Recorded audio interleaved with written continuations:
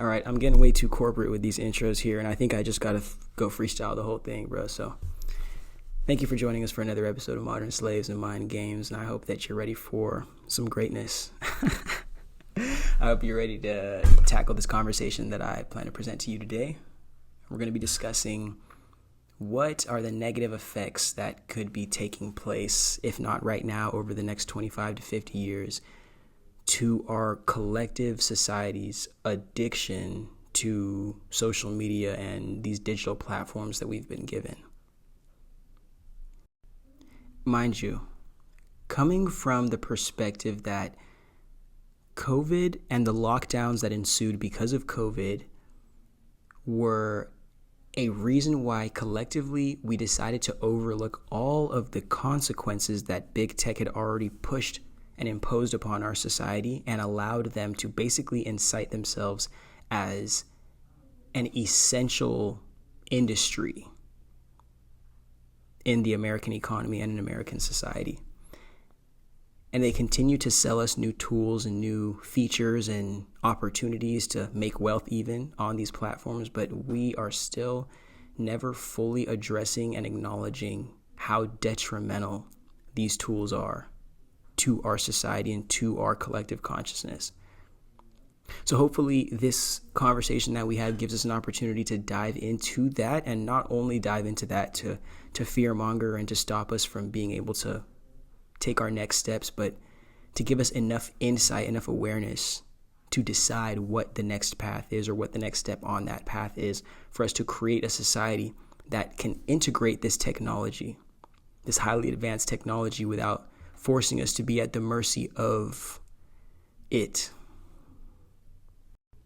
Something that you should know before we get too deep into this podcast is that we're going to be speaking about highly advanced tools in relation to how society wants to deem tools as an advanced.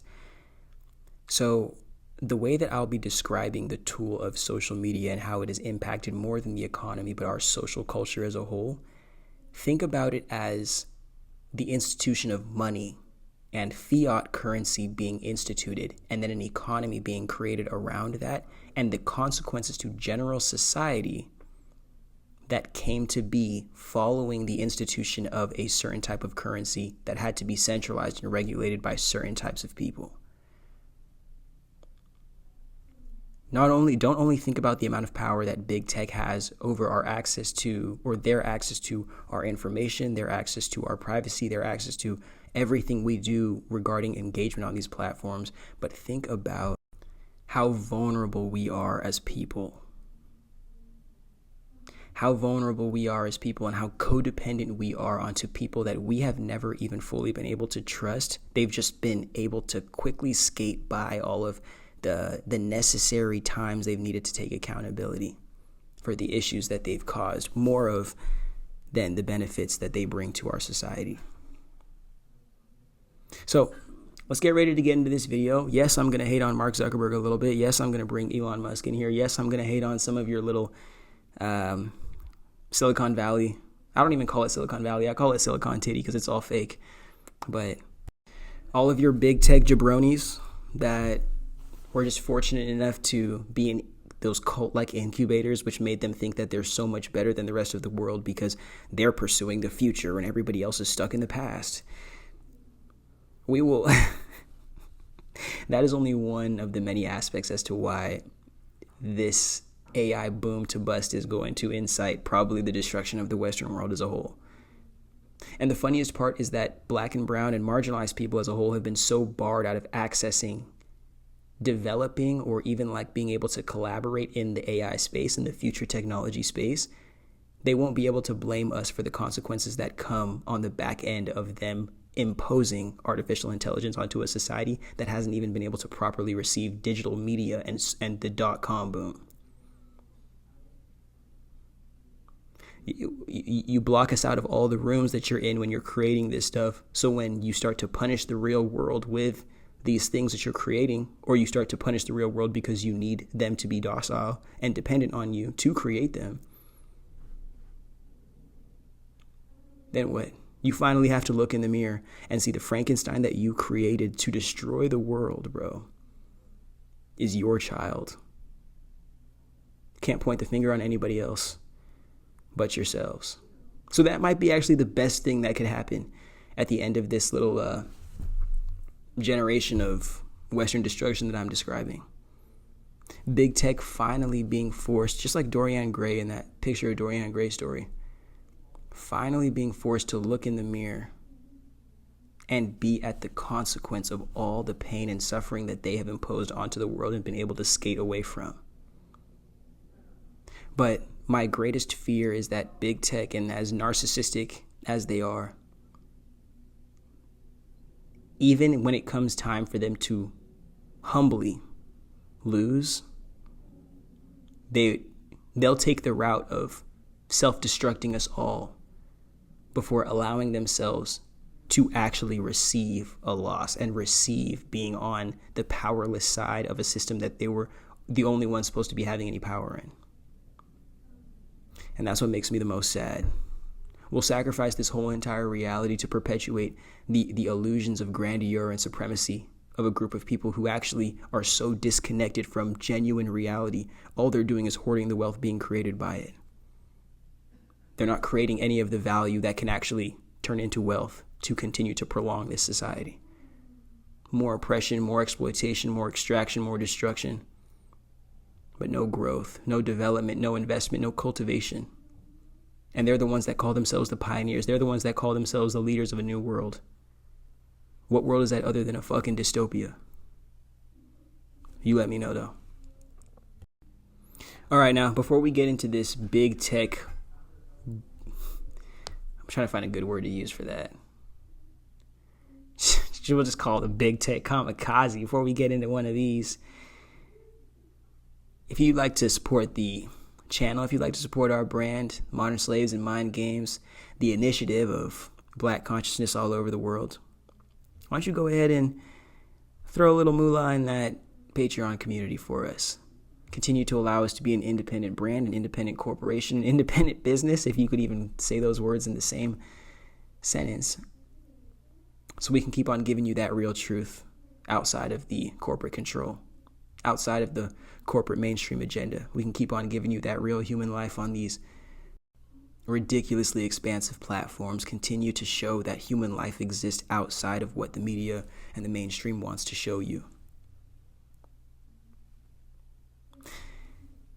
And if that isn't something that has tickled your brain cells, has tickled your heart, how about you go copy some gear from Cosmic Nomads Rebel Souls .shop. I know some of you are looking real good in that stuff, and I'm going to need to have you in those before we start our rollout for the 2025 season. So go ahead. I would say like, comment, subscribe, but I don't think you can do any of those things on a podcast. But for everybody else, for the finances who aren't there, for the people who are just here with their ears, their hearts, and their souls, I want to thank you for just being here and taking the time out of your day to receive this intellect, receive this insight, give you an opportunity to think a little bit differently about the world that you live in. So when you have the opportunity to change your circumstances, it's not scary. It's something that you're familiar with and something that you're able to do.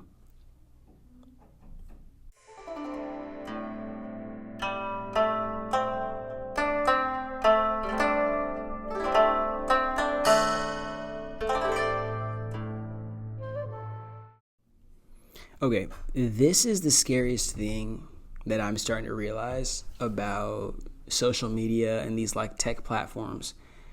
Not only am I scared because of the people that run these companies, the people who are in these cults, really what they are, and the desires and intentions they have for not only their power, but for the world that they will have power over. But it's because we dove ourselves so fast and so quickly into this mass scaling of these tech platforms. We haven't fully been able to truly vet them as platforms that can appreciate the world we live in. We just use the platforms. If we have access to phones or the internet, we use these platforms to appreciate our individual lives, and we expect everybody who's using the platform to have the knowing or the responsibility to also use them to appreciate their lives and then protect the sanctity and the well-being of other people's. We just assume that because That's like us making just horrible assumptions as part of the American dream, bro. But even better, making horribly ignorant assumptions about selfish, narcissistic capitalists caring about the well-being of the people that they need to steal money from every month. Being ignorant enough to believe that shit. Rather than, if these giant, billion-dollar corporations, they'll do anything to get a dollar out of you.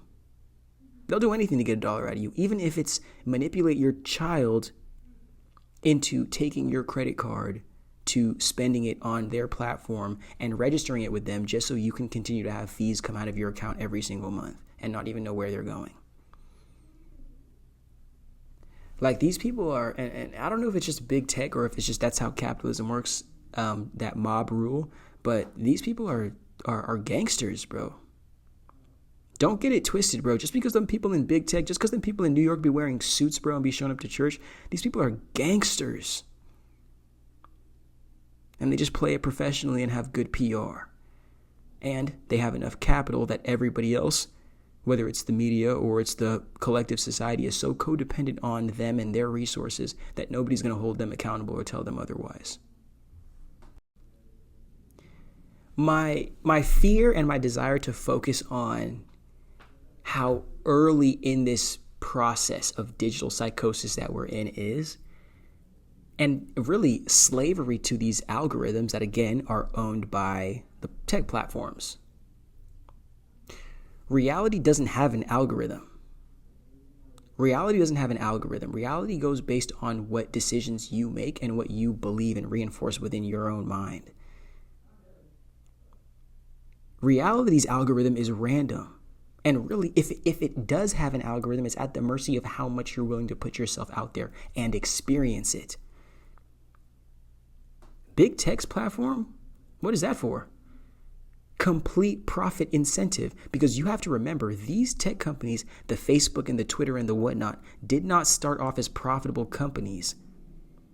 And they are now, after having scaled so hard based off their investor rounds, they have to validate that they're profit-based companies. They aren't. Especially the social networking companies, they're supposed to be free tools. If anything, Zuckerberg shouldn't be a billionaire, and the social networking digital platforms should be government owned. You guys are going to say that's communism, and I'm sorry about that, but they should be government owned because you have to facilitate some kind of correction in a collective conscious space. Something that is held democratically. You can't allow somebody who owns half of the shareholder seats on his own board to say, oh yeah, I'm going to make decisions personally for my bank account and then also make decisions that benefit all of society. Even when the ones that benefit all of society don't favor my bank account. Like, I hate to call people stupid, bro, but like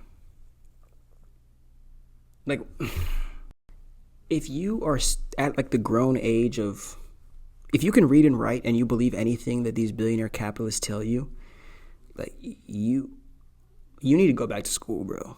You need to go back to school and you need to relearn how to read and write and then add in comprehension to the end of that. The problem that I have is not only you're at the mercy of the algorithm that is being owned and regulated by this corporation that is privately owned. Mind you, I could be wrong about that. If some of these companies IPO'd, and that means they're publicly traded companies.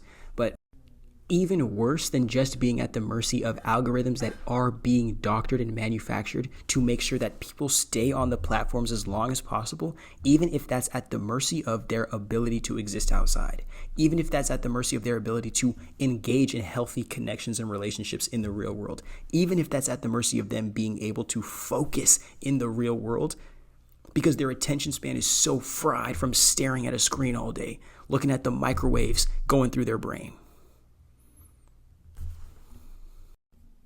The next phase of this algorithmic ownership is being transferred into the hands of the user. And mind you, it might not even be put in the hands of the user. But let me explain this chronologically, because I know my ADHD brain goes stupid sometimes. We are being placed on these platforms to create engaging content, to train these systems to see what keeps people on the platform. And then we, in our existence and usage of the platforms, are also being studied to train the systems better to lock us in the platform longer, even if we feel like being on the platforms longer is actually making our real world a better place. It genuinely can't be. Mind you, if you're sticking with me through this process, we've been given a tool, and we think that this tool is something to be used to better our lives, or for some reason, some marketing scheme that's being sold to us. We want to connect more people. Okay, that's not happening. That's of course not happening, because we've seen what this has done, especially Facebook and Instagram have done to destroy relationships, destroy community, destroy self-concept, destroy. Yeah, there's a 4-hour Senate hearing if you want to go listen to it. It's on YouTube for free if you want to check that out before they start charging us to use that app. And now we're not only training the employees and the automated systems of these corporations to enslave us to the platforms. Now they're able to hoard all of that data to train artificial intelligence. And now there's a potential that you might not even be speaking to human beings on these platforms, and you can be having full-on human interactions with them behind these screens. Mind you, do you know how important data is? If you don't know, actually, I'm going to tell you right now. Data and attention, I said that wrong. Data and attention are two of the most important aspects of our future economy and society. Privatized data and personalized attention are two of the most important aspects regarding marketing, regarding the economy, regarding any kind of value sharing and transaction. These tech platforms understand that. So if they can convince us to use these platforms long enough, we can basically be the people, they can turn this on us to victim blame ourselves as to why we spend so much time on these digital platforms, rather than exposing how they are training their systems off of us to make sure that we don't come off them. For the sake of being able to get every single penny that they can make off of us, whether it's by selling targeted ads, it's by opening up TikTok and Amazon shops, it's by creating some kind of creator fund and monetization method. But at the end of the day, all we're doing is prolonging an addiction to platforms that have not shown that they can reciprocate even, but better yet, compensate us for all the attention and the energy that we're investing into them, especially knowing the exorbitant amounts of wealth being created by the executive and shareholder class that own these technologies. So to kind of give you a clear summary as to what we're going to be describing, or what we've started off describing through this episode, my best way to describe it is you as like a high school kid, and you go to your first high school party and somebody gives you a beer. Somebody gives you an adult substance. And you're like, okay, this is fun. And you're starting to enjoy the substance, right? But you don't understand the effects that substance, not just in that moment that you're taking it, but the effects that will have in your life 40 years from now. Because you don't understand if the first time you took this substance, you don't understand if now this can be used as a coping mechanism. You don't understand what your family history and your genetic history is in relation to this. You don't understand what this could do and how you can use this to sedate yourself, or to escape yourself, or to feel like this is the conclusion or solution that you need to life's problems, rather than being able to lean on yourself and to know that fundamentally the power exists within you, and the only thing that you can be using other stuff in this world for are tools to accommodate the knowing of yourself.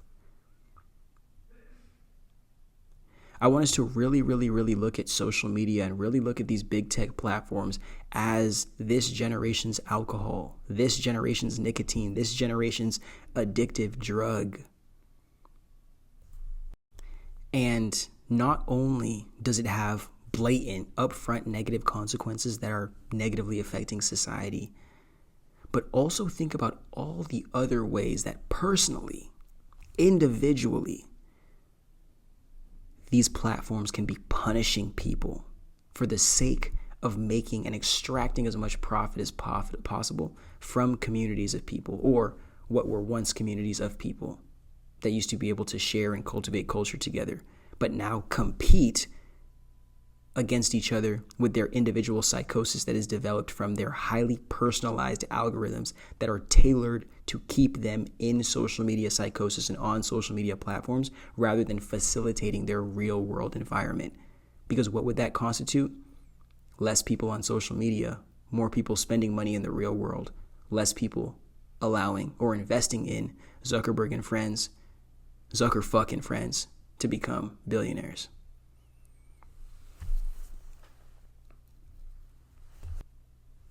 And you guys are really going to have, again, this is a conversation that probably won't happen for another 20 years, but all of like you're going to have to sit here and see how, and this is just a theory right now because we don't have any independent studies going towards this, but there is a whole entire class of people who believe they have ADHD. And this is not me invalidating neurodivergence or ADHD whatsoever. This is me being clear with y'all. There's a whole entire class of people that believe they have ADHD simply because the first pacifier that they were given, think about this, the first pacifier they were given was an iPad. The parent says, we don't have time to address this emotional outburst. We don't have time. We don't have the efficiency. We can't train this. We can't do this quickly enough, efficiently enough, conveniently enough. So throw the iPad at it, throw the iPad at it, throw the iPad at it.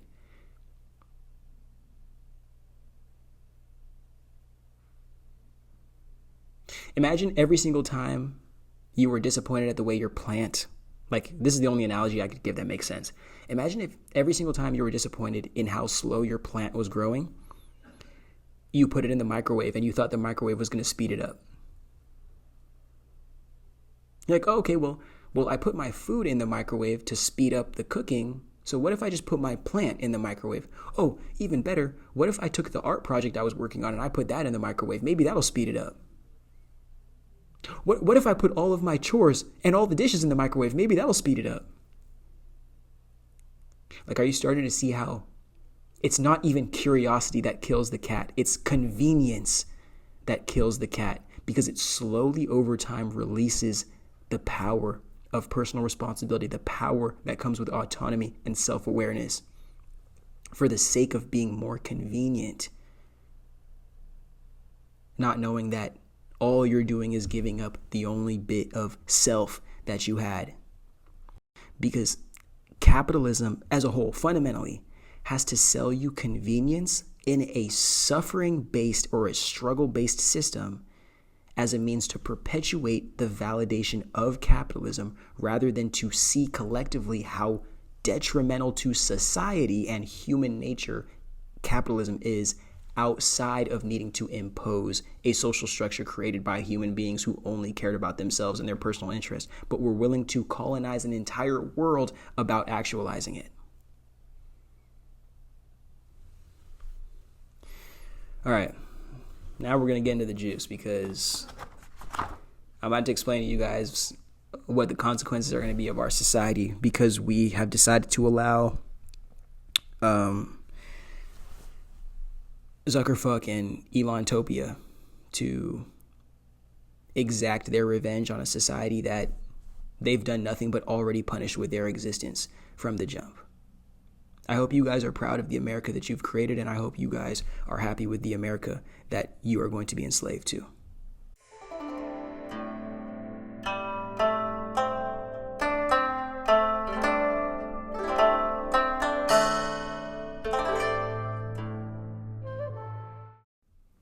One thing that I noticed about the pandemic lockdowns of 2020 into 2021 for some of us was that not only did that completely enmesh our digital and real world identities for those of us who existed on the internet, but it also destroyed our awareness of what it means to be in a community. Not necessarily just to be in a community of people, like a group of people, but what it means to be humble enough to exist in a healthy community, like a complementary community where people actually have to be less than their own individual identity to make sure that everybody gets their needs met.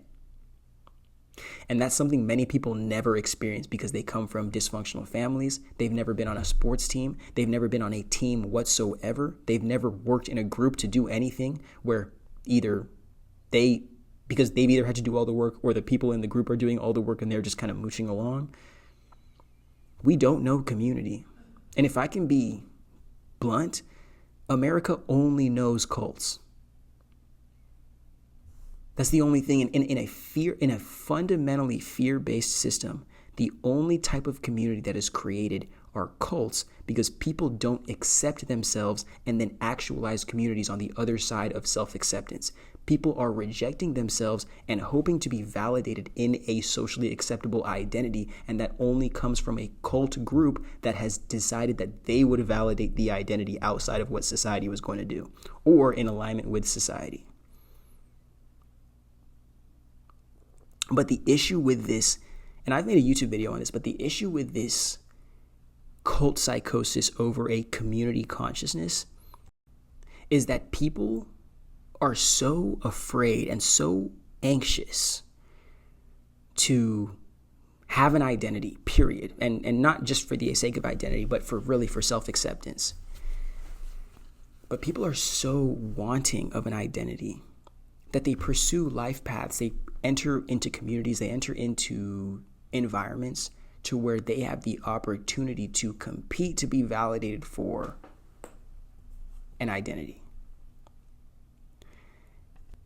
And beyond that, once they achieve this validation in their identity, they go, instead of finding a community that they can serve with their identity, like you're a doctor, okay, go to a place that needs doctor. They go, oh, you know what? I need to be in this clique of the best. The best, the greatest, the this, the that, the American fallacy of always needing to be better than every single other person in existence, or else it's not good enough. So people who are validated in their identities, whether it's through schooling, it's through certification, it's through accreditation, they end up going into these cults of identities that will not only reinforce their identity in being that and reinforce their ability to be accepted by the society in that, but at some point, the issue with that community is going to be that the only reason why the community is built, other than for fear of rejection and social exclusion, the reason that community was built was exclusively on the pretense that the identities were similar and aligned. So the assumption beyond that is, oh, because our identities are the same, we must have the same needs. So we're going to allow some group or some process to decide what everybody needs. And we're just going to assume that people are not going to be angry when their individual needs aren't fully heard out beneath that blanket. And that always creates the destruction or leads to the destruction of these cults of identity. It isn't only the fact that it's one person who ends up holding all the power or a small group of people who centralizes all the power and then uses that to abuse everybody who's in the group. It's also because so few people in the group are genuinely accepting of their identities. The only way that they do accept their identity is by needing to follow through in these ritual practices or needing to this constant competition against other people or tearing other people down in this crabs in a barrel or crabs in a bucket mentality that perpetuates this cult, perpetuates the psychosis, perpetuates this unnecessary competition, all for the entertainment, really for the arousal of the master or the leadership class of the cult, rather than any kind of actual conscious cultivation of any kind of value, much less any kind of anything that can be appreciated by the community or appreciated outside of the community. So it's a bunch of people with the same identity getting into a group, and unless they have a shared goal to serve outside of that group, the in-group starts to block the world off. And the in-group starts to tear each other down from the inside out because they realize your needs are different than my needs, are different than their needs, are different than their needs. And we were not cognizant of that before we decided to enmesh ourselves in this cult to hopefully better accept ourselves or reinforce acceptance of this identity that we claim to be. And that is the only type of community that gets built in America because of, and this is a consequence of, mass self-rejection culture, which, again, we're going to get into this in a different episode, but that is a consequence of the monopoly on religion, which that is a consequence of mass self-rejection in order to fetishize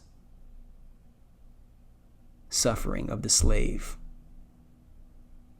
And that's how you popularize and you scale at mass religions that allow such oppression and destruction and somehow only protect the sanctity of the leadership class who gets to abuse those privileges, but not the people who are begging for salvation and protection.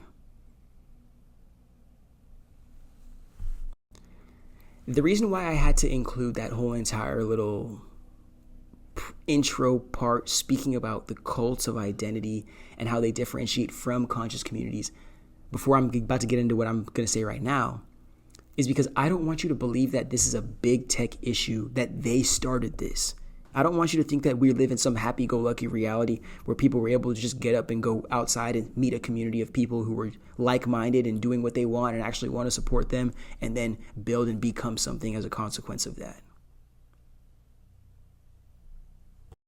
What I want to reinforce, or really what I want to pounce on, is that big tech decided to, instead of actually facilitate social networking and connectivity, because I think that's all just a marketing ploy, kudos to Zuckerberg and the team,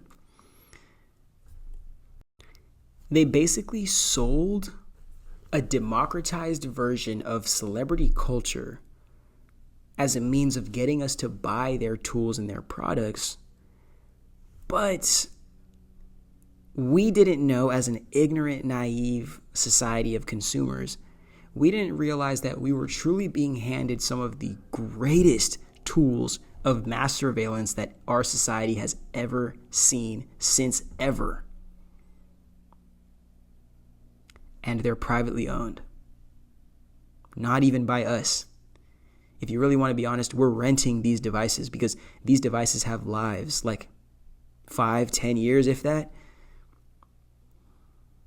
We have to keep on buying new ones. We have to keep on updating our systems. Keep on buying their new platforms because we've developed a sense of codependency in the convenience that they provide us.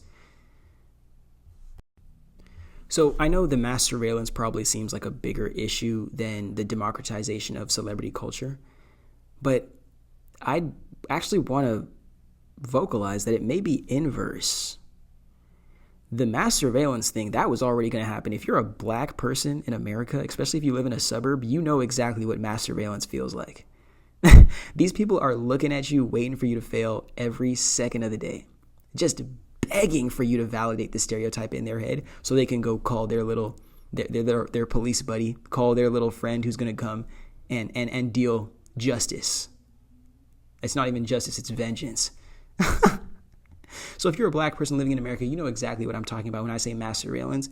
Now I'm trying to communicate that same level of needing to be hyper aware, hyper vigilant to surveillance. I'm trying to communicate that to people who may not live that experience. Now that level, that schizophrenic level of hypervigilance is going to be imposed onto, if it hasn't already, imposed onto everybody who isn't wealthy enough to be on the beneficiary class of this new artificial intelligence revolution. Every aspect of our lives will be surveilled for the sake of training these, whether you want to call them robots or agents, but the new technology will be trained by putting human beings who aren't deemed socially acceptable or above the line into an ant farm full of surveillance for the sake of understanding humanity like we're lab rats.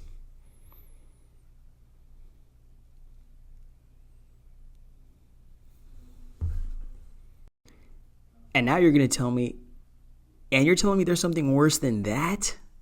Yeah, yes, there is. The democratization of celebrity culture, it's like a multifold, a multi-complex issue in the sense that the people who create the content that go on the platforms are deluded in the psychosis. The people who consume the content on the platforms are deluded in the psychosis. The people who make any kind of profit or any kind of achievement on these platforms are deluded in the psychosis. It's everybody who touches this thing catches the disease. Every single person who touches this platform catches the disease. But we've just created a society to where it's so acceptable to be ill, literally,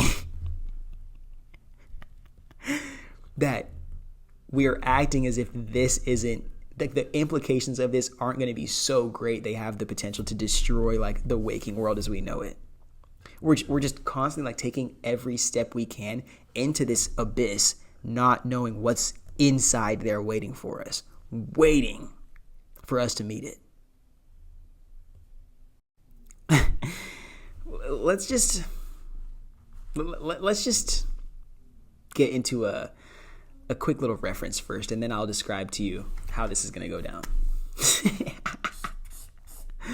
So I made a TikTok on this a couple weeks ago, but because of that like enmeshment to our digital identities and our lack of access to real community interaction and appreciation due to COVID, and our lack of proper social reintegration after that, and developing of social skills and just basic humanity and human decency, people have decided that they don't even want real people in their lives. Like, everyone is sitting here on social media saying, oh my goodness, like, I want community, I want friends, I want all this. Like, no, you don't.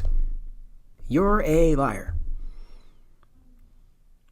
You want fans. And all of this is going to play into the cult psychosis that I'm speaking about. You want fans. You want people who, just like on social media, you only have to post when you want to post. You only got to speak when you got to speak. They're going to validate whatever you say. And when somebody comes to oppose or critique what you're saying, they can come like flying monkeys to a narcissist and enable not only your ignorance, but protect your ignorance in the sense of punishing other people for going against their cult leader. And this is something that you can notice if you're somebody who, which I advise everybody to do, even if you're an introvert, step outside and look at the clubbing scene as a consequence of social media and as a consequence of lockdowns. Like, genuinely sit here and look at the clubbing scene, bro. Look at the dating scene. Everything is cooked, bro. Everything is fried, bro, as a consequence of this stuff. But I specifically want to speak on the clubbing scene because that shows us that's like the perfect example of the fans over friends. You show up there and people, I mean, the music isn't jumping anymore. But you show up in there, people are in there in groups, right? But now everyone's in there in sections. Like, people aren't there actually dancing on the flow. And if anybody's dancing on the flow, people are just waiting to get their viral clip of that person dancing, actually having a good time, so this person could get some clicks and views on their social media account. Or we're all sitting there staring on our phones, waiting for somebody to come approach us like we're the prize, rather than just being who we are and presenting ourselves out there. Mind you, I'm not telling you to look at yourself as like less than because of this. I'm just asking you, hey, when did clubbing turn into a hangout spot to go on our phones and scroll through social media? Like, I thought going out was to go out and have a good time and to maybe meet some cool people and to, make some memories. But it's almost like we're trying to manufacture the memories before we show up to the spot. And then we show up to the spot And we expect everybody to just be this perfect background character. Just, oh my goodness, your hair looks so cool. Your teeth are so straight. You're this or so that. Oh my goodness, you're everything about like. And the weirdest thing, it's almost like I don't even want to call it a self-fulfilling, but it's like a self-deflating prophecy. It's like you show up with this ridiculous expectation because of the validation you get on social media. This goes for anybody, guys and girls. You show up with this ridiculous expectation that's been inflated by social media. You act as a consequence of the inflation, and then people don't respond positively or effectively to that presentation that you're giving, and you hate the world because of it. You don't act like you're participating in a shitty scene, and then you go home back to that same social media that you were wasting all your time on when you were outside, complaining about the world not being a place worth existing in. But you don't even go into the world to fully exist there, whether it's because you think you're too cool to do so or because you're afraid of being somebody's viral moment. This is why y'all got to step outside more, bro. This is why, like, I understand some of us have anxiety, bro. I understand some of us are bad with social skills. You got to step outside and just see the world, bro, and see the consequences of the real world that this digital psychosis has on us. Because if I'm being honest with you, like, I'm not going to sit here and cap with you guys and act like I have all the friends in the world or the coolest friends in the world. I'm very, very, very selective with friends and with people who I keep around my space, because it's more than just having people around me. It's about who I'm cultivating my energy with. It's about who I'm growing with, who I'm building with, who I'm sharing my insights and my dreams and my truth with. And when you're starting to look at all those other aspects that matter in the form of a relationship, relationships are hard work. Having friends is not just something that just hangs in the background of your life. Friends are real people, bro. Real needs, real accommodations, real dreams, real visions, and real changes happen to them. And you need to be responsible enough to be there for the sake of the relationship, and humble enough to understand that human beings have flaws too. And not everybody's perfect, especially not yourself. But social media has allowed us to be in a position to where we can think, well, you know what, like, I'm getting 10,000 likes. I'm getting 100,000 likes. I'm getting DMs from blue checks. Like, nobody can tell me shit. That's the kind of psychosis we're allowing ourselves to develop. Mind you, in a world where AI bots are being pushed onto these platforms to train the bots, you don't even know if any of the people, literally if any of the people engaging with your content anymore are human beings, unless you've seen them in the real world. Think about how many people with 10,000, 100,000, a million followers might have only genuinely met and might only genuinely know less than 100 people of those.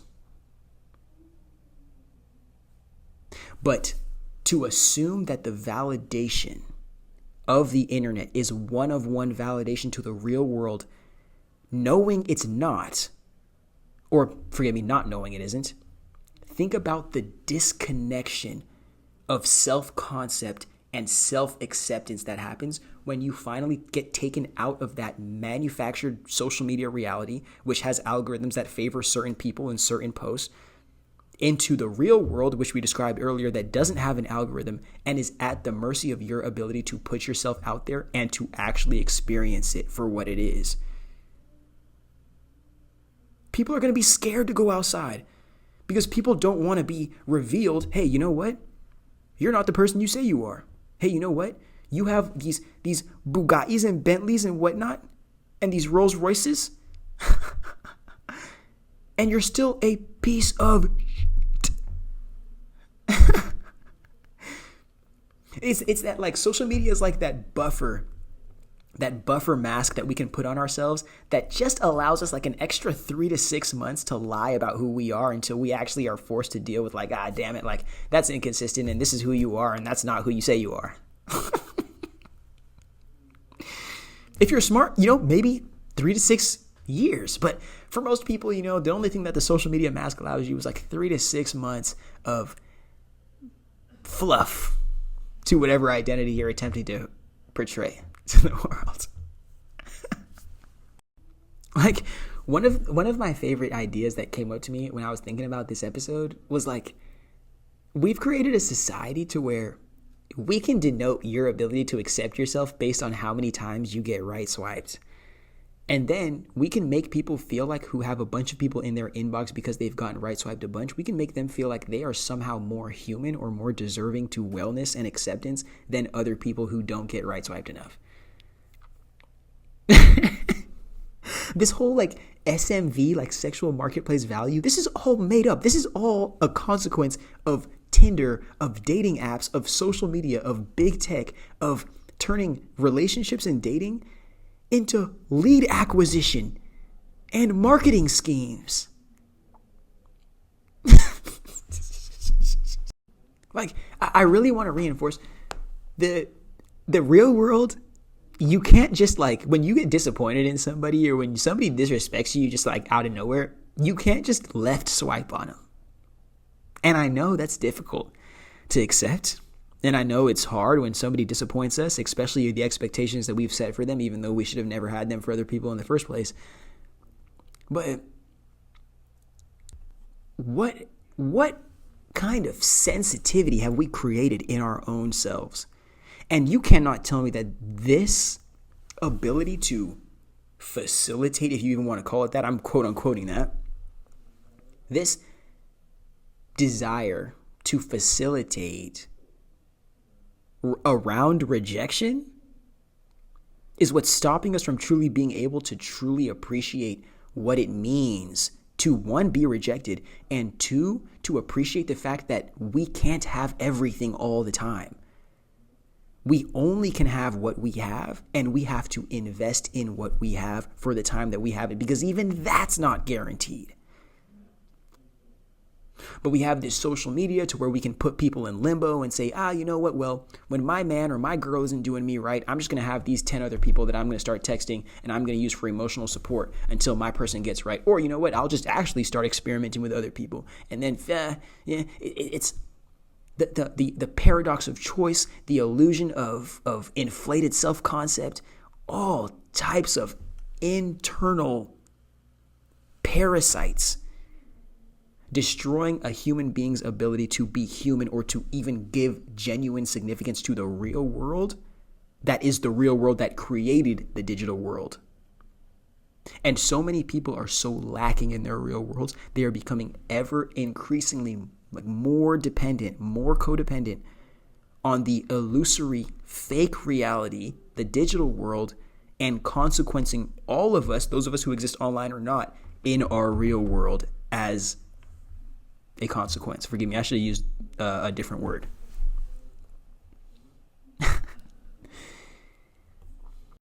And mind you, you might even think it's bad. You might think that the main problem that we have is creators of these accounts and these platforms developing like just immense levels of narcissism, which is a very, very real issue. But can we also tap on the fact that there's a collective schizophrenia going on? And this is not me attempting to invalidate the mental health issues and mental illnesses that people are going through in reality right now and taking medication for. This is me showing you that when we don't hold people accountable at an early stage and force them to change and accommodate reality in the way that we deem fit, they get to invest in creating a dystopia in the future that we will have no say in. And all I can do now, because they've already started taking the path and the steps to doing that, all I can do is make you aware of to this world that we're walking ourselves into. But creator narcissism and thinking that individual creators are more than they are is a rampant consequence of social media fame and just traditional media fame in general. But an even scarier consequence of that narcissism is so many of the... Pause. How much of the youth have only grown up in a world where they know Instagram and TikTok and YouTube? I hope I worded that correctly. I'm going to try to do my words there. There are a majority of the youth, I can't get specific statistics on you for that. I'm just trying to pump videos out. A majority of the youth know nothing but social media, know nothing but smartphones, know nothing but this age that we live in. How could they even be in a position to appreciate, much less comprehend what world existed before this? How could they even see? And if they can't comprehend at the fundamental level, if they can't comprehend a world beyond or outside of social media and this digital mass psychosis that we're living under, how would they ever be able to put that against what we're experiencing now and start to slowly see the detrimental effects that have already taken place and the future that we're walking ourselves into, blindly walking ourselves into because of it?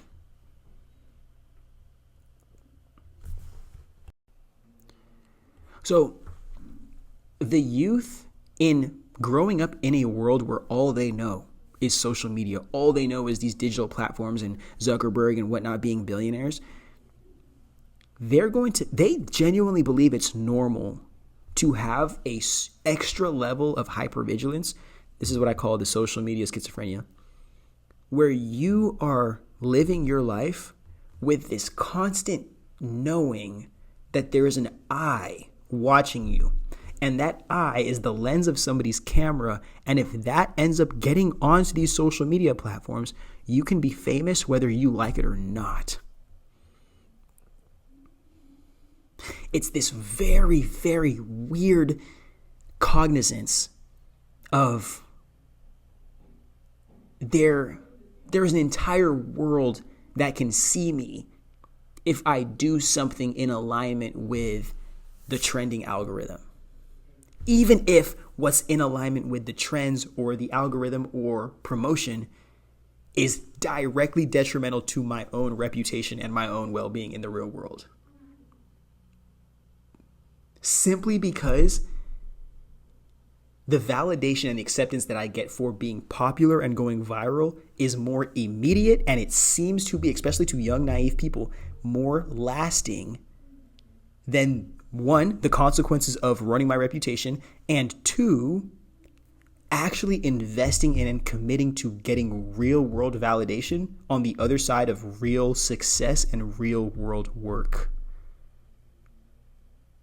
Because so many of those of us in our youth, like Gen Z generation, have been able to see success through exploiting social media, not working social media, exploiting the tool of social media.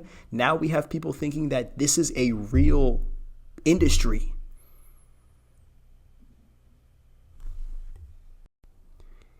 And the issue that stems on the other end of that is people are too afraid to pursue their, on a greater sense, people are afraid to pursue their dreams, but on a very micro sense, people are afraid to be themselves and to risk putting themselves out there for how quickly the entire world can just decide that you aren't somebody worthy of self-acceptance.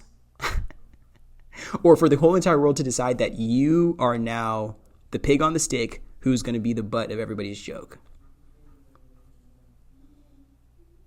People are holding themselves back in ways that they may be at the mercy of the algorithms and of public opinion, and are overly accentuating themselves in the ways that they feel like they can be validated by that same court of public opinion, but nobody is taking the time to see,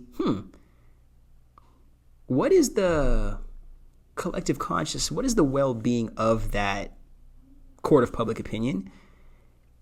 And could them being in a traumatized, ignorant state, in a sedated state, genuinely, could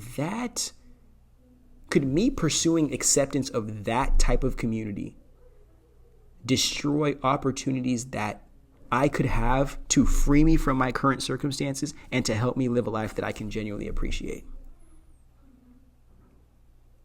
It's You're seeing a new person get famous every 2 seconds. You're seeing a new person get a Bugatti. You're seeing a new person driving a Lamborghini. You're seeing a new person with 10 girlfriends every single day. And you're just constantly scrolling through this stuff. And it's just every single video that you see is just constantly reinforcing how much you don't have and how worthless you are. And the algorithm knows that, because if you actually did feel like you were worthy of something, you'd be living it in your real life and you wouldn't be dependent on these dreams being sold on the internet. Or you wouldn't be forced to have to live through other people on the internet because they're actually doing what you want to do in your real life in their real life. They're just fortunate enough to be able to create footage, so you don't only have to be enslaved to living it in your dreams. You can also live it on social media now in their comment section. And I tell you right now, a direct consequence of that is less people chasing their dreams, less people being able to decide that, hey, you know what? That might be a saturated market, a saturated niche, but that's who I am. I am a rock star. I am a designer. I am a chef. I am a doctor. I am an engineer. And then crafting a life that helps you actualize that into the world, pursuing the journey of that and being able to pivot into what aligns most with who you are, what you can most give your full self into. It's like, I don't want to blame anybody specifically, but you have to sit here and think about how like sad it genuinely is, how so many people feel at 25 years old think that they're failures. People who are 35 think that they're failures. Like, are you kidding me? People used to not see professional success until they were 40. And this was just 20 years ago. People didn't see any, people were not even making genuine money in their career until they were 30. And we're sitting here feeling like we're less than because we're not 20 years old with millions of dollars, riding in cars that are probably leased. And think about how, again, without proper grounding, without proper supports in the real world, social media takes advantage of everybody who falls victim into the Alice in Wonderland trap of the algorithm. And now you're at the mercy of everything. You're even at the mercy of the thoughts that you don't know you have, because this system is tracking every single behavioral move you're ever making for the sake of being able to meet you at such an optimal level of convenience, you don't even know that you're being addicted to these platforms. Imagine this right here. Every single time you go to the dispensary and you're getting some tree, you know, I can't say the real word, but you know what I'm talking about.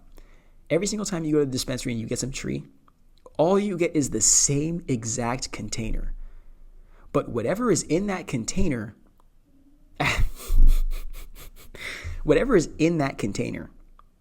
is exactly whatever the doctor ordered for you. Mind you, you can go through the whole entire catalog and get whatever you want and pay the regular price for everything. But for this one specific container, you have to pay $1,000 for an eighth. But every single time you buy it, it's exactly what you want. It may be cool, it may be different, you may be VIP, but you're still an addict.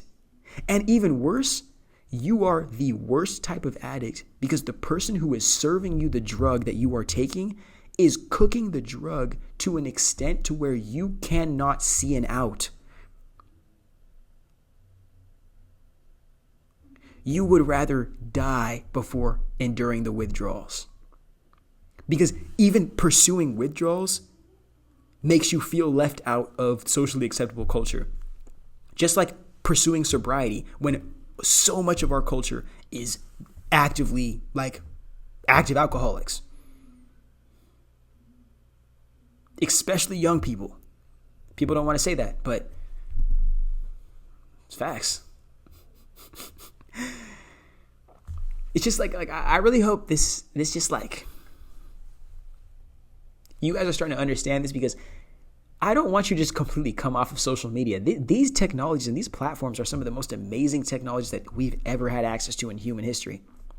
I was having a thought, not a human being, like a thought, like an idea. I was having a thought 2 years ago, and I'm looking at my phone, realizing this is a magic wand. If I can use this properly, if I can use this effectively and not fall to the victim of the algorithms and of my own like selfish desires, this is one of the greatest, a magical device, if I could describe it to anybody of any other generation where it didn't exist. Yet, the companies that have sold us these magical devices have allowed us so much freedom on them. We've turned these magical wands and devices and cast spells on our own selves instead of utilizing them to help us understand our own magic, our own wizardry, our own witchery, and then use the tool to conduct who we are into this reality. Use the tool to better research, to better study, to better explore, to better develop, to better create. But none of that is socially acceptable unless you're getting paid to do it or unless you got a hot model sitting next to you doing it. And mind you, I have no problem with models. I love models.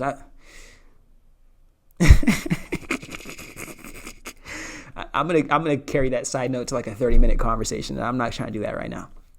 We're gonna save that for our Sydney Sweeney video.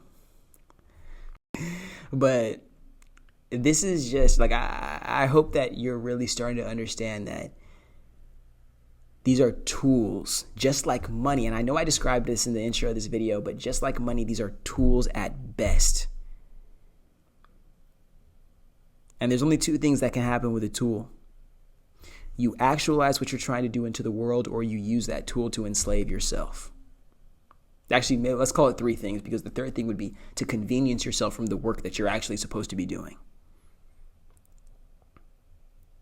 But remember, we have bit the fruit that is convenience of capitalism, and we've allowed it to completely parasite our whole entire culture. And I hope before we allow ourselves collectively to just run into the wild with big tech and these leaders who have already decimated Silicon Valley, all of San Francisco, trying to finish up California, and then they want to take on Texas now. Like I really hope you guys, if this is the reality you want, I hope it's because you're choosing to go into this reality. I don't hope it's because you're being walked into it blindfolded. That's all I'm saying. And that's the only reason why I even make any of these videos. I know there's a real good chance that I'll not change a single person's mind about any of this stuff. But as long as the insight is there and it's tickling your brain every now and then, and every time you listen to these people, you see them do another new Facebook this, new VR, new this. Every time you see them try to sell you something, you know who they are beyond all the masks. That's the only thing I can do. And that's the best thing that I can do. Because the discernment will be in your hands. You don't have to depend on me to tell you who's right and who's wrong, who's good, who's evil. You take that responsibility on your own hands to do the research, to study people, to give people a chance to reveal themselves and reveal the truth that they actually hold, not the lies that they desire to spread.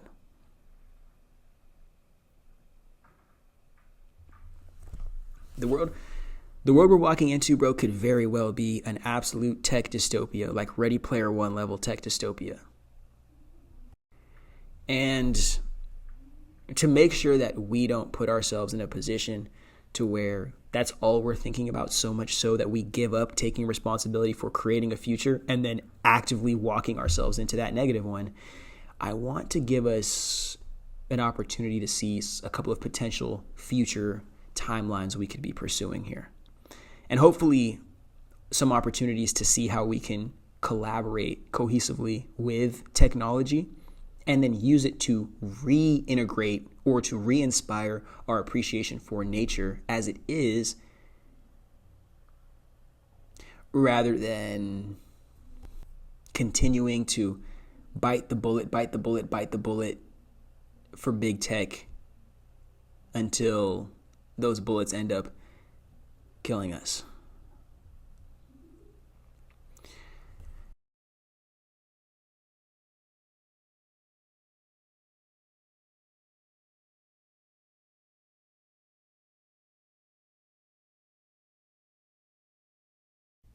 All right. I never like to leave my people with just pure anxiety and fear and rage. as I conclude any of these videos, because I understand that my people are people who are about action. My people are beyond theory and debate bro bullshit. My people love having some action, some call to action, something to do about. And let me give you some action. We're going to have to pursue the future, if you want to call it, completely differently. If it's something that we want to work in alignment with, to where we can actually be appreciated and accommodated. If we're not working in alignment with what future is calling for us, not future Hendrix, what the future is calling for us, it simply doesn't matter what kind of concepts we create or how much change we want to do to this old system.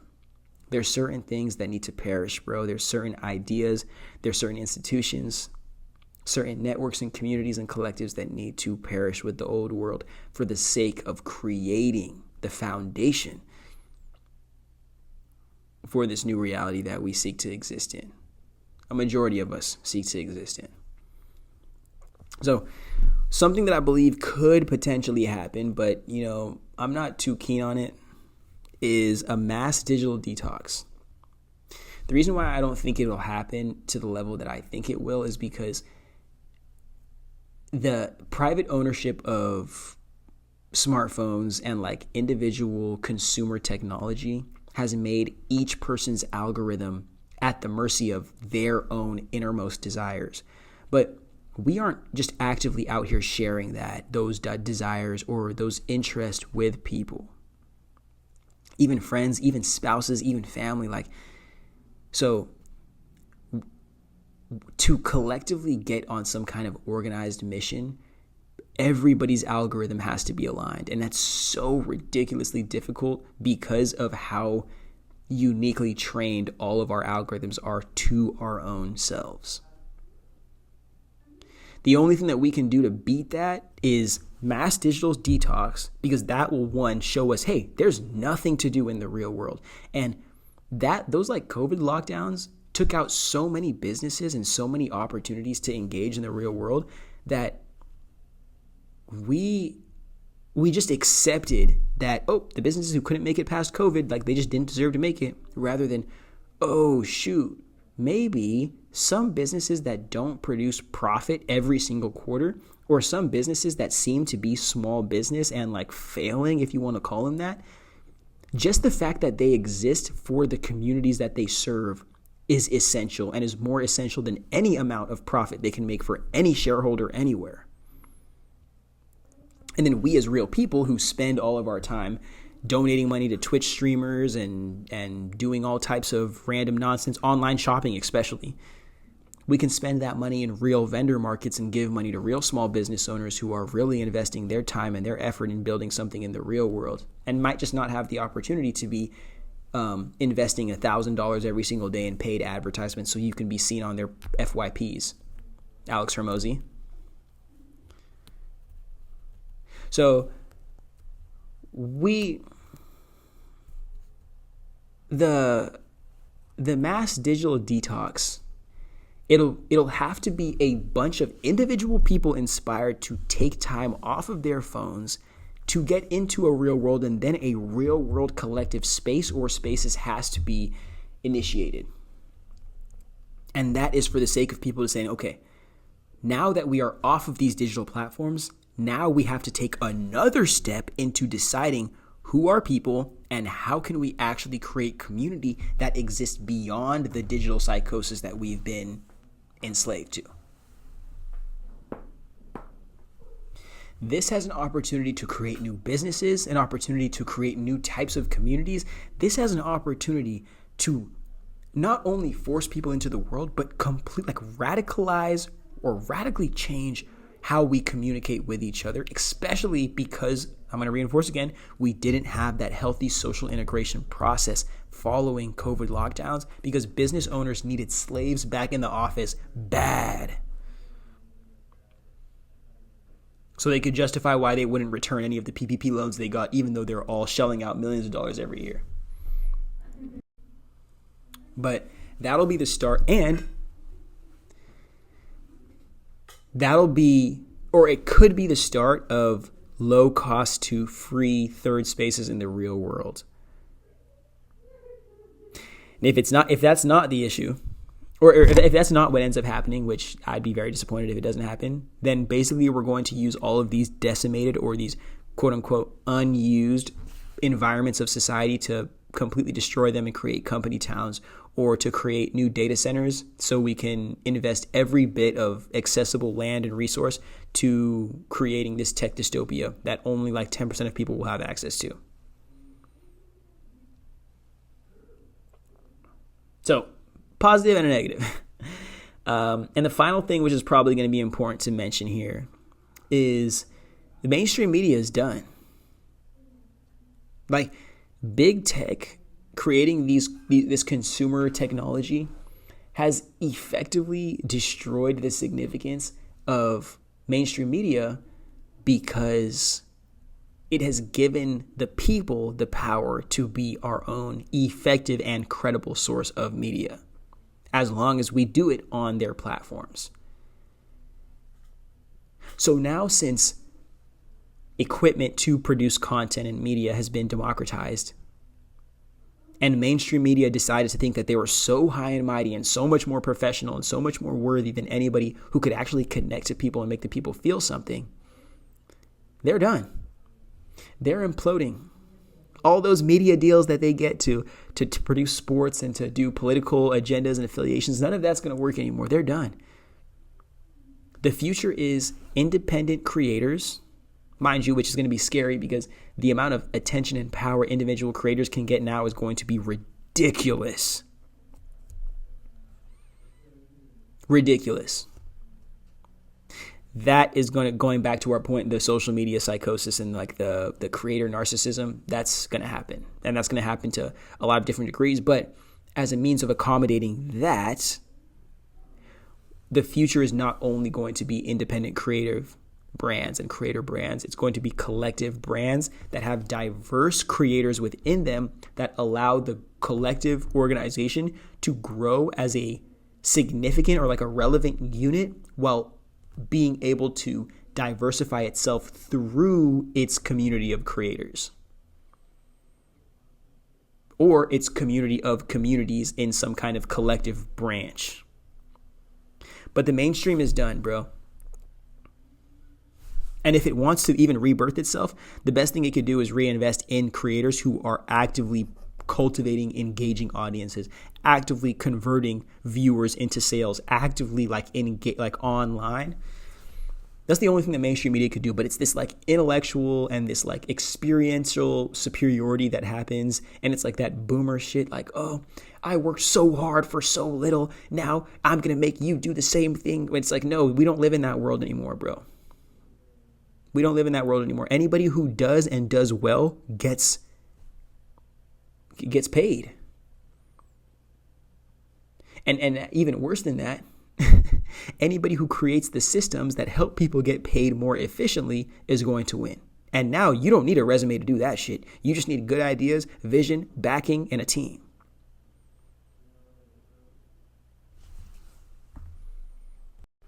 But the reason why I mentioned that mainstream media aspect, and it's so important, is because this is also another video that I made a couple weeks ago. The future that we're walking into is going to be at the mercy of what you believe, simply because reality and the truth, quote unquote, what we know is so unbelievable. It either will become so unbelievable or has gotten so unbelievable to so many people that the only way you can capture and maintain their attention is by getting them to believe, like deeply believe in something, whether it's an idea, it's a person, it's a concept, it's a mission. Belief is going to connect more people to acting on ideas than knowing what they should do, whether it's right or wrong. Simply because in an ignorant society, people are predisposed to react off of their emotions rather than respond off of their intelligence and respond based on their awareness of what reality is. You are going to see spiritual revolutions and spiritual cults taking over the world. You are going to see more fear-based collectives and fear-based ideologies being spread, because that's how you manipulate a society of people who are not knowing, and because of that are believers, but because they don't have any kind of intelligence to show them what they could believe and what could be positive for them and their society to believe in. They're believing on anything that helps sedate their emotions, or believing in anything that helps validate their current ignorance, because seeing a truth that invalidates their ignorance forces them to pursue intelligence or forces them to react in a way that blocks that truth from getting to them, which most people will go on because that's just the more convenient thing to do. Just say, you know what, you're wrong, because I'm uncomfortable accepting that you could be right, because you being right forces me to change not only how I believe, but everything that I've been thinking and what I've allowed myself to think. Now, here's my final prediction, which I'm going to include in my world-breaking video series called No Land for Good Men that I'll be releasing Christmas Day. The intention is to release it on Christmas Day. You might get it on New Year's, I don't know. But it's not even funny, bro. It's actually kind of dark and scary. But something that I've realized that big tech is attempting to do as a means of, especially American big tech and Western big tech, as a means of solidifying their place as pioneers in this new industrial revolution, is by getting the poors to believe or just be so discombobulated in thought and in ideas that they cannot make a decision. The only thing that we can do is accept wherever big tech is leading us, because we just have to trust them. That's what they're creating. They're creating a society where they're using big words that we can't understand. They're creating a society where they're selling us big dreams that we could never imagine. They're creating a society to where it's literally so American, we would be un-American to not buy the dream that they're selling us.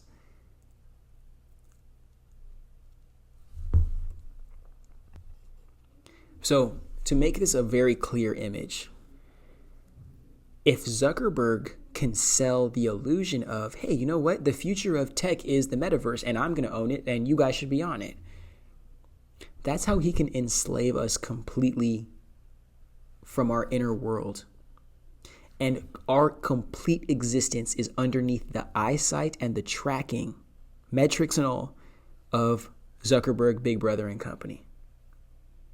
That's how you colonize the soul. You say, give up complete responsibility of your life and your well-being to me by putting on my device and existing in my reality. He's your God. Because he turns the lights. He is the one that puts the sun up, and he's the one that puts the sun down to this metaverse reality. This dude wants to be a trillionaire, and if he wants to be anything more than that, he wants to be a god. Next. Elon Musk says, you know what? I'm not too keen on this American stuff, but I understand how vulnerable you guys are and how much you guys love buying sci-fi dreams. I'm a big tech guy myself. Hold on, I got to write a note here.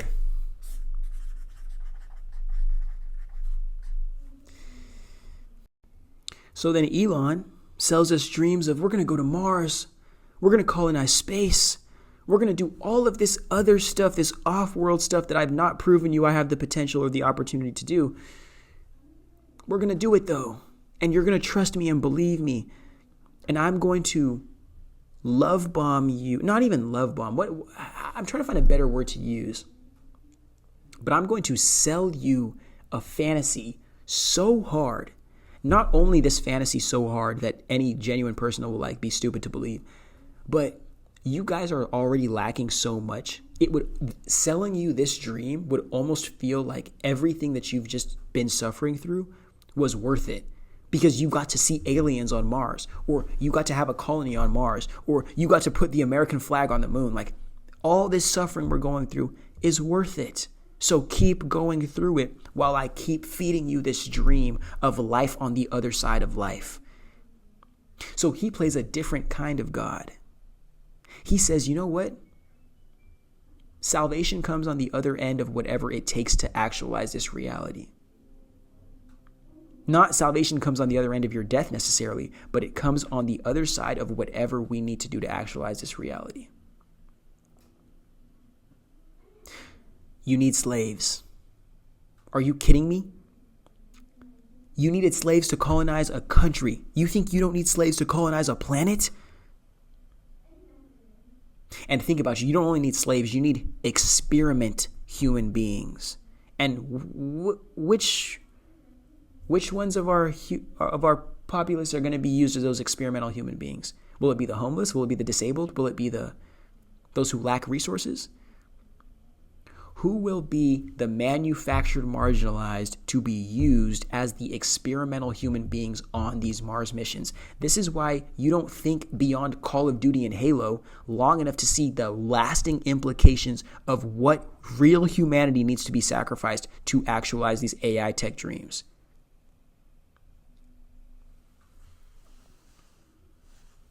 But even worse, Elon Musk and Mark Zuckerberg basically, I can't even call this a circle jerk.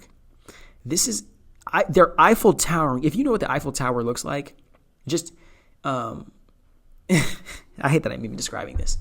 Look it up on Urban Dictionary. Don't look it up on Webster. Look it up on Urban Dictionary. Look up what is an Eiffel Tower.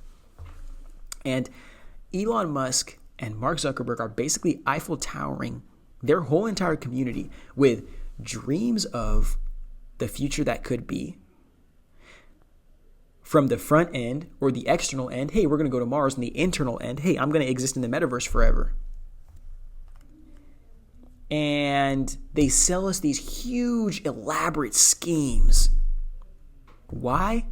And I just explained this to justify the means that it's going to take to get to the end. Justify the amount of people that need to be disenfranchised. Justify the amount of land we need to destroy. Justify the amount of oil fracking and data center building we need to do. Justify the front end destruction that it takes to not build, to have the opportunity to build. We haven't even gotten to what happens if we've destroyed the entire world for the sake of just failing. We're willing to sacrifice everything before we even know if we have an opportunity to win. If we have an opportunity to do it at all.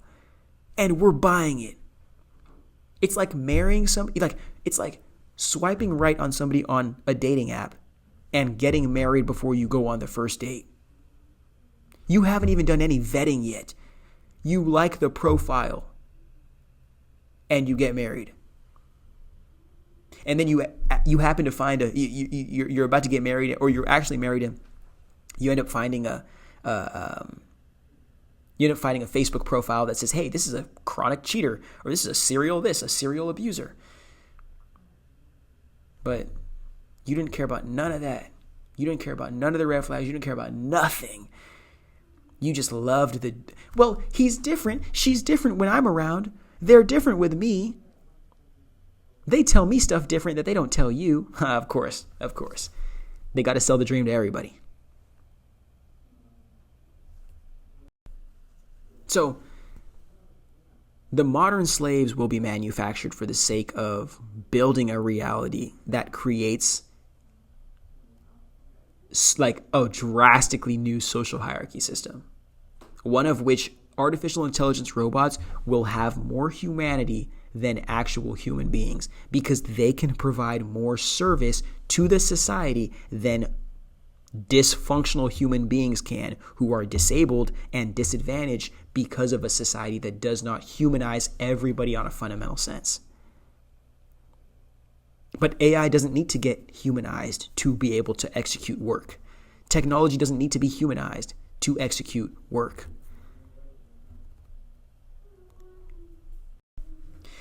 I don't want to give this guy any more promo than he already gets, but there is this lecture, I think it was like a Stanford lecture that I was watching, Stanford Business School, and Peter Thiel was asked to give it. I think this was on the other end of like a book that he ended up writing. But something that stuck with me in that lecture that he said was that we're going to, sometimes for the sake of technological advancement, you have to convince grandma to, and I'm paraphrasing here, sometimes to progress technological advancement, you have to convince grandma to eat cat food so we can build spaceships or rockets, whatever word he used. And I think that went over a lot of people's heads because in the tech space, and especially in that like Silicon Valley incubator, empathy is scarce. It's a dime a dozen over there. But it sounds sweet and cute. Oh, just convince grandma she might have to starve a little bit just so we can continue to like spend money on these dreams. What happens when that's not your grandma? What happens when that's a random working class family down the street? What happens when that's random people who will not at all be beneficiaries of this AI revolution? If anything, they'll be victims. What happens to all of them who don't get to benefit from what those rockets or those spaceships do? Yet they have to be the ones put on the front line, sacrificing their whole entire life and well-being for the sake of even manifesting a reality to where this can be possible. The nigga said, he's white. I can't call him that. The dude said, we need to find ways to convince grandma to eat cat food, and this is all figurative, eat cat food for the sake of building our rockets. This is that big tech cult coder incubator mindset, bro. And mind you, these big tech isn't the only ones. These guys are being circle jerked by the politicians and by big finance and big money. It's a power problem. And the only victims will be everyday people and everybody who exists beneath them, or who everyday people think exists beneath them, which are also more everyday people who just happen to be a little more disadvantaged.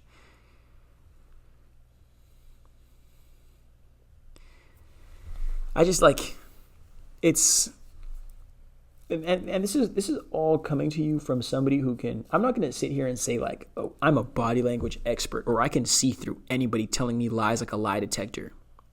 But as somebody who's like autistic, bro, and pattern recognition is through the roof, and like I don't put up with that BS. I don't even sit around that nonsense. So when I am around it, bro, I can tech that thing like a radar. So you can see it. You can see how many of these people's lives is just marketing. You can see how many of their dreams and their visions and their ideas aren't even theirs. And even if they are theirs, you can see how disgusting and nasty they are.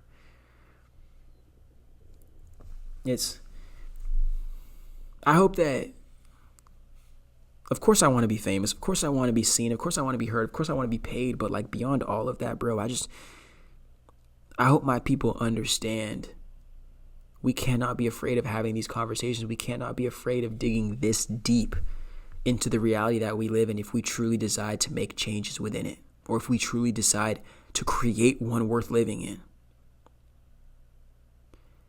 We've gotten to the point where wealth inequality is so bad, bro.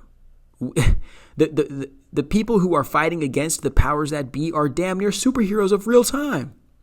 And you don't want to accept it, probably because like most of them are marginalized people who are actively acting on it.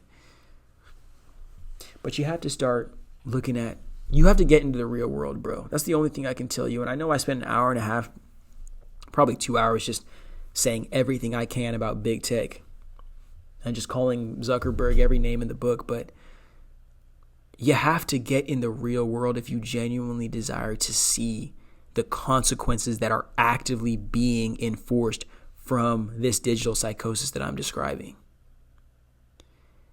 Get in the real world and get real disappointed with how lackluster everything is, with how black and white, how dull this reality is. Get used to that.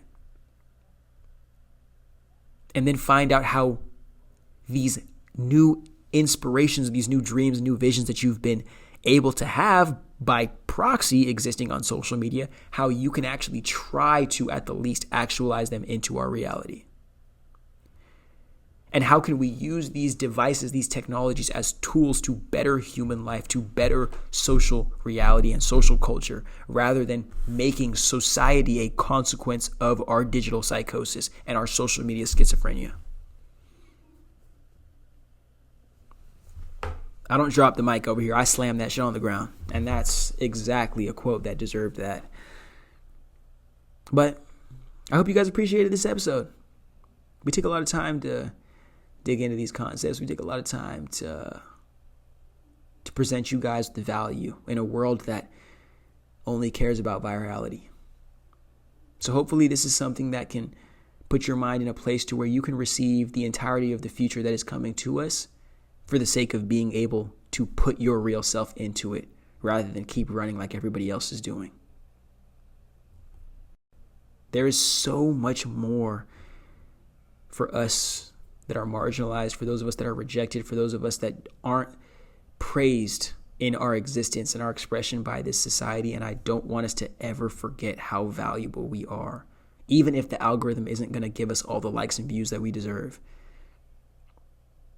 It's up to us, though, genuinely speaking, to be aware, to be accountable, to be responsible, and to be intentional. And to know there's only so much that we can do in this life, but there's only so much that we can do. There's only so much that we can give before the only thing that we have left to give is our soul, bro.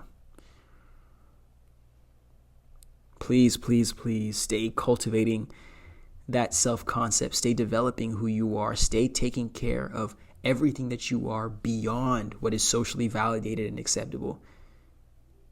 Because time's going to come where we don't have these platforms to utilize anymore. We don't have these cult communities to engage with, these convenient communities and identities to engage with, where we're forcefully reliant on who we really are in the real world, and we're forced to go back to existing in that. And there is no more virality or no more aesthetic pictures to protect who we really are. And that's going to be fucking crazy to live in. So, if this is a podcast episode you appreciated, feel free to contribute to the channel in all the ways that I've described in the intro. If that isn't something that you're able to do, I want to share my immense, immense, immense gratitude and thanks for you just being here and sharing your time and energy with me. Because attention is one of the most important currencies of the future that we're walking into. And I hope that you pay yours to only people who reciprocate that value back to you at the least. And if not, give you something that you can use to turn nothing into something and make that something last forever. That's all for me today. And hopefully there's only more for you as you carry this with you for the rest of your life. You know how I like to end these videos, man. Modern slaves, don't be falling for those mind games. I'll catch you later.